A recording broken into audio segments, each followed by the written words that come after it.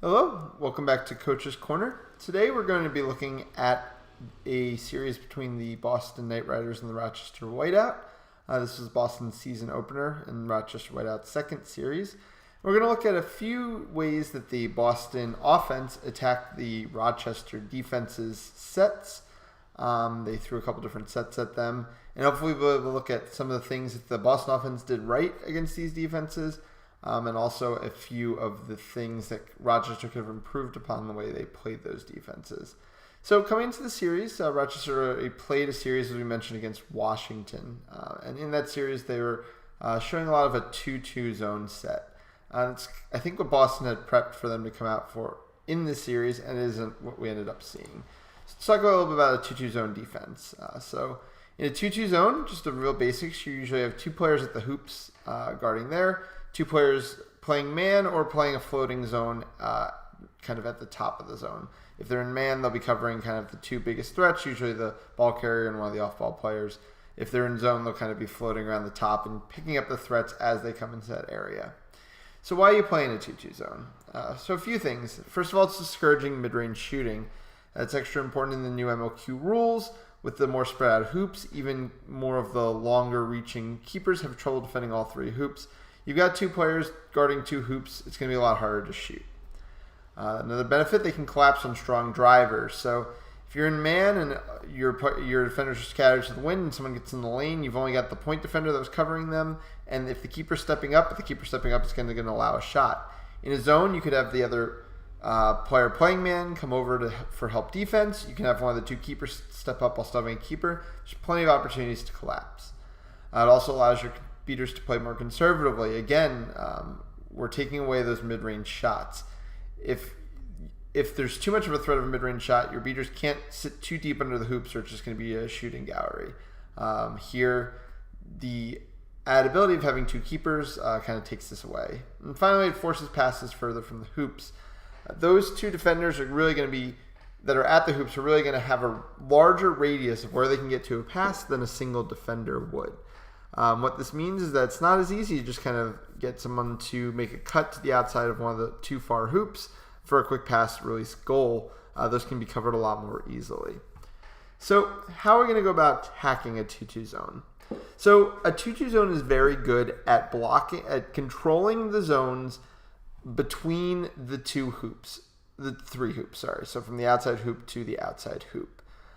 That's because they've got their beaters there, they've got two keepers there, and they've got a point defender there. They have 5 defenders concentrated into that section of the field, no matter where the offensive players are. That makes it very crowded and very difficult to execute in. So the first thing we want to do is get the ball out to the wings.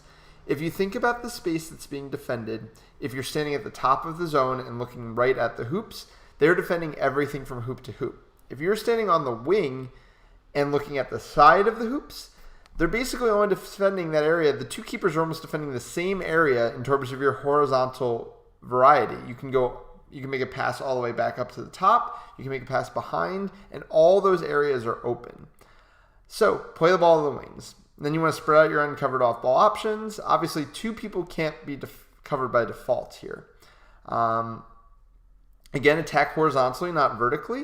If you're coming downhill vertically from basically where a normal ball handle would be to where the hoops are, as we said, a lot of people can collapse on that. If you're attacking horizontally, so with passes coming from the wing, either in front or behind, or even just cuts with the ball from those spots, it's a lot harder for the defense to adjust. And don't settle for mid-range shots unless you force the dual keepers out of position. As we said, it's a lot harder to hit these mid-range shots, and if you're taking them, you're really wasting possessions unless you've already created enough movement to force these dual keepers out of position. So before we talk about this game, let's just take a quick look at kind of what it looks like to run kind of the wrong ways against this 2-2 zone. So this is from the USA-Australia game. This is the beginning of their first game in 2018. We're just going to watch these clips really quickly just to get an idea. But watch how crowded the zone specifically, and I know it's a little zoomed in, but I'll take a look in a second.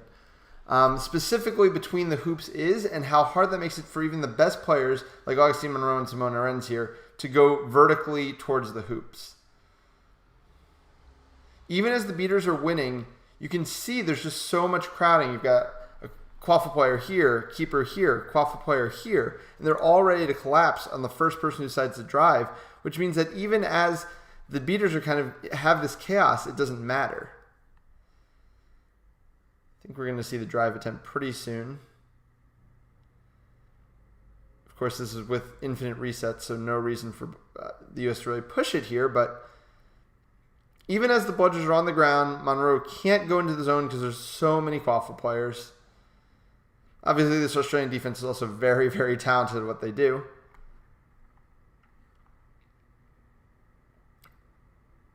But no matter the length of the possession, every time the U.S. is looking to drive, bodies, and bodies, and bodies. And that just makes it so that he's going to get wrapped up. And so will his passing option because they're all in the middle there. Very similar on the further possession of the game. You can see beater havoc again, but Australia has so many bodies in the middle of the lane here that it doesn't matter. It's going to end up with a rough pass and a turnover. So, let's see what Boston can do differently against a 2-2 zone here. We'll get into it. This is right at the beginning of game one. Rochester come out in the zone as expected. You see chaser here, keeper back here. Boston is going to start by bringing it out to the left side. I'm going to have this a little bit in slow motion. Immediately play from the wings. Here you've got Archibald here, Costa here. This is Dastu here and Mulcahy here.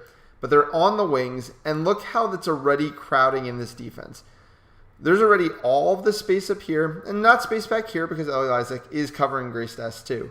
But as they get in here, it's going to force the entire Rochester defense into a small area. They're just going to kind of pass it around. And now, already, so now we're spreading out your off-ball options. So Archibald's going to be in this attacking lane potentially behind the hoops. Mulcahy's looking at the attacking lane over here. And again, all of these players are grouped. And Costa's behind his beaters. And in this case, he's going to get into the lane. And basically, he saw that there was commitment from these chasers. So the only time you want to shoot a mid-range shot against a zone is when you have gotten them out of position. That's what he gets here, and he actually just hit the teardrop right through the hoop. So, pretty simple, easy goal playing from the wing. Next possession, we're going to see more of the same. This time they're going to go down the other wing. And again, we've got a very condensed situation where as Mulcahy's going to get the ball on the wing here and swing to Costa, again, let's see where the Rochester Chasers are. 1, 2, 3, 4. And this is what I was talking about. Let's say Archibald has the ball up here, and you've got 2 here and 2 out here. Now this entire area of the field from front all the way to back is being covered. But when you look at here, when the ball's here, and all these players are here, Costa's horizontal options, both behind and in front, are massive. There are giant areas of the field open for attack. In this case, he's going to pop it up to Archibald, who's just going to switch positions with him. And the defense does not really adjust. As you can see, it's a slow reaction here, maybe because of the beaters. But, I mean, I would expect him to be coming over to Costa here. That's probably just a defensive mistake. Costa could get in the lane here, but he's not even going to take that opportunity. Forces all the beaters to play out to him with a pump fake. Back to Archibald. And now, Costa's the open man. He'll set a screen over here. Lysek back here, the defender on him, is going to get in no man's land off of the screen. Mulcahy's going to be open. Costa's going to be open. And now, here's what I said, attack horizontally. Watch all these horizontal runs across the field. Costa's the long one. Mulcahy's the close one. Archibald forces the entire defense to him. Free goal. And just like that, Rochester is forced out of its zone defense for basically the entire rest of the series. And it was really that simple. It was just bringing it to the wing, condensing the defense by doing so, and then attacking from the front or the back. There's plenty of options from there. There's nothing you have to be sold on. You can play it to what works for your team. But the key is to not stay in this middle section of the field. If the ball is between the hoops it has a lot fewer places to go to attack this zone than it would from over here where Boston was playing it. So Rochester gets switched into a man defense now. Let's talk about man defenses really quick. So benefits of man-to-man defense. I mean, it's basically as basic as it gets, so we're not going to spend much time here. You get to cover as many defensive players as you possibly can because you've got one player on every one. It's easier to transition to a hard press if your beaters win out. If you're in a 2-2 zone and your beaters win out and the other team goes to reset, there's going to be uncovered players by the nature of the zone. They're going to be able to pass it to them. They're going to be able to kill some time until their beaters can get back in the play.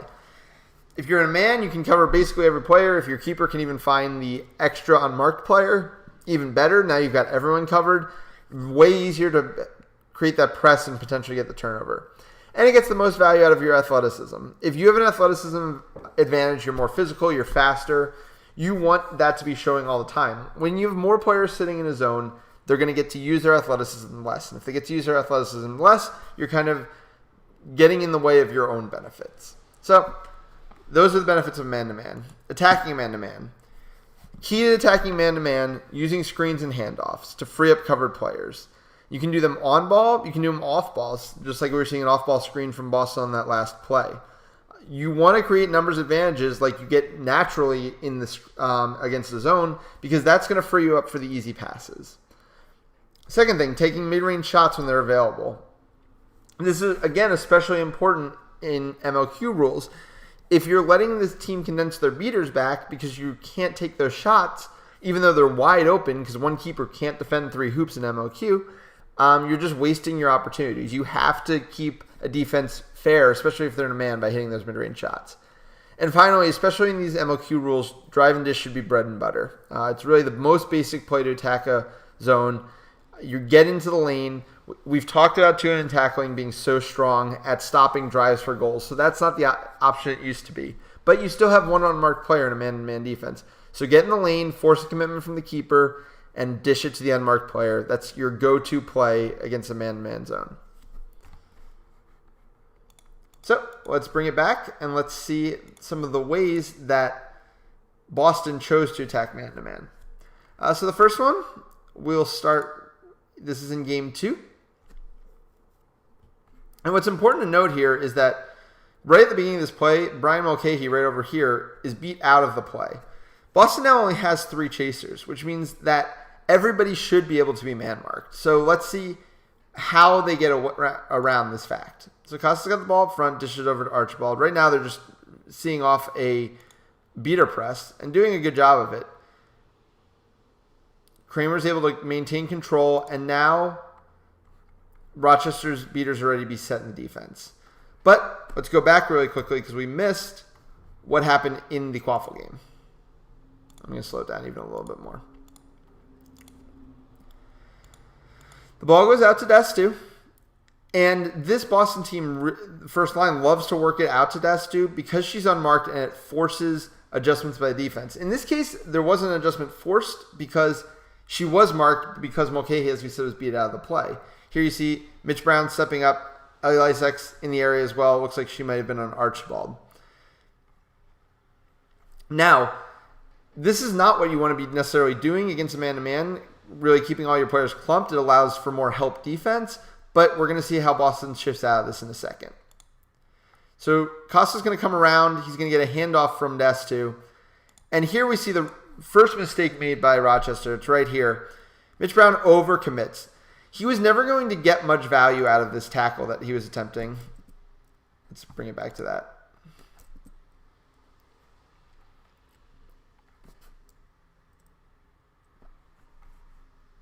Here we go. He was never going to get much value out of a tackle here because she had passing options, even if she got put into the ground. As long as the ball got out, or even if it dribbled out after she was hit, Boston was going to be fine. He attempts this tackle, and now there's a lot of space. He is out of the play here. He is behind the entire Boston offense. They just got back their one-man advantage from a simple handoff because he overplayed the situation. Now, let's see where it goes from here. So Costa's going to get into this area of the field. And as you can probably see what's starting to happen here. Destu came right off of her flip, made a wheel route, and nobody went with her. Everybody stayed with Costa. This is 1 defender, 2 defenders, 3 defenders. Even if you want to generously say Mitch Brown was with Archibald, everyone went with Costa. And this kind of goes into a key difference, I guess, between man and zone. So against zone, I said you love to be in this area of the field, and there's lots of reasons for that, attacking front back. In man, this is really a dead zone. Think about what Teddy Costa is going to do here. If everybody held their spots, obviously you know what he's going to do here in a second. He can't shoot from here. His drives are going to get swallowed up because even if the keeper steps as help defense, he doesn't have a shot from that angle to punish the keeper for it. This is what I call a dead zone against a man-to-man defense, and he is a 0% threat. But because of the performance he's been having in this series, total overcommitment from every single Rochester defender.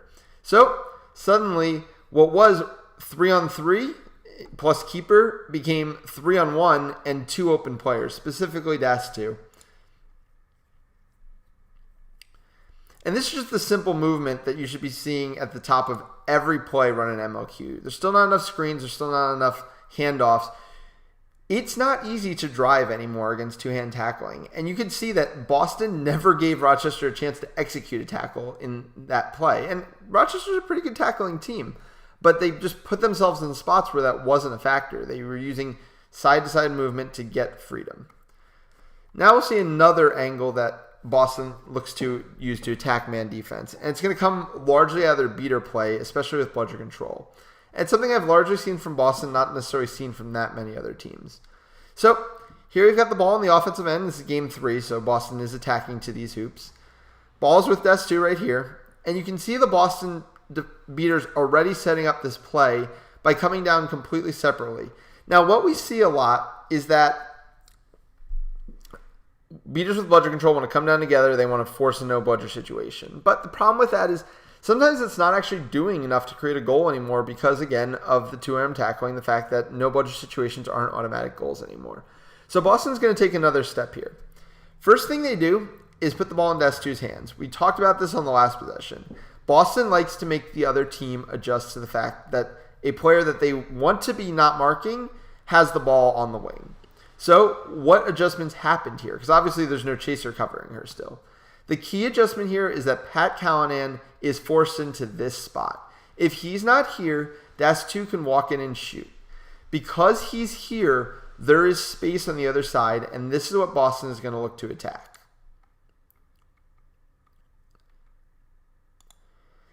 Dillman literally is able to back Lysek all the way back down to her own hoops just by holding a bludger. Lysek's supposed to be covering Mulcahy here.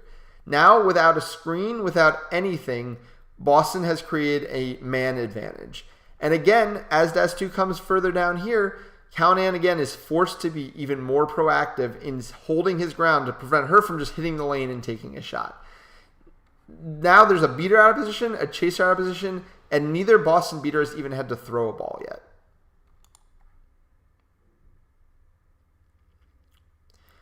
Ball goes over to Archibald. He just swings it over to Mulcahy. And now the Rochester defense is in chaos, right? Because Mulcahy is a solid shooter. If he gets 1 or 2 more steps further into this lane, it's a goal. Lysek can't get there in time. As we saw, Dillman just pushed her all the way back under the hoops. And so that makes Callanan have to come full speed across the lane. And that opens up the player that we just said had the ball, Das 2, and a quick zip across. Easy, easy goal. Now we'll see almost the exact same play run a couple seconds later. So again, we see the split beaters. We see the ball on the wing this time to Costa instead of Des 2. Des 2 is going to have to come all the way across. But again, we've got 3 on the right, and we've got all alone this combination of Dillman and Mulcahy. Mulcahy gets the ball, and this time Dillman hasn't even done a beat out because ELK here has actually covered her to try to make an adjustment to this. And that has allowed Callanan to sit a little bit fairer. But even with this, watch how Lysek is forced out of the play here. She forced herself just enough back while Callanan had just enough sense of security that this wasn't going to happen this way. So he's now flat-footed in the middle. There's still only one keeper. You've got 2 unmarked players over here. And this time, okay, he says, hey, nobody's in front of me. Nobody's stepping to me. The beater's flat-footed. I'm going to take 3 steps and hit a shot. Free, easy goal, something you're happy to see hit. So let's just do a little bit of refreshing. We saw 2 looks from Rochester, the 2-2 zone and the man-to-man defense. The 2-2 zone got picked apart by going into the corners and attacking both from the front and the back simultaneously, not settling for shots unless the defense had already been broken down. The man-to-man defense, we saw Boston break it down in 2 ways. One was just with a handoff screen kind of concept that created odd number advantages that they could attack. The second was by using their beaters split with bludger control to beat out chasers with the timing perfect enough to turn that into a man advantage and scoring through it. What could Rochester have done differently in these situations? Well, I mean, the 2-2 zone is a tough thing to run in the current MLQ rules for a lot of the reasons we were talking about. And Rochester seemed to recognize that. Once they knew Boston had a solution for it, they were out of it in a hurry. But in terms of the way the Boston attacked man, one thing Rochester could have done was staying a little bit more composed in their defense. We saw Mitch Brown overcommit on that first play to lead to a goal.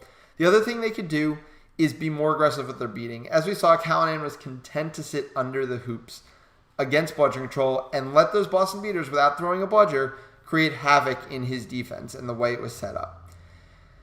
I've talked to some top beaters, and a lot of them think the thing you have to do now against bludger control is just make a play for bludger control and trust that your defenders are going to play their defense. They have 2 arms now to tackle with, and you're taking the beaters out and saying, play your ideal defense and make the stop. Make them beat you that way. That's another thing Rochester could have done there. Regardless, they didn't, and Boston did walk away with the sweep, and we will see what more that they can bring in terms of unique offensive looks going forward in the season. Hope you enjoyed the video, and take care. Have a good night.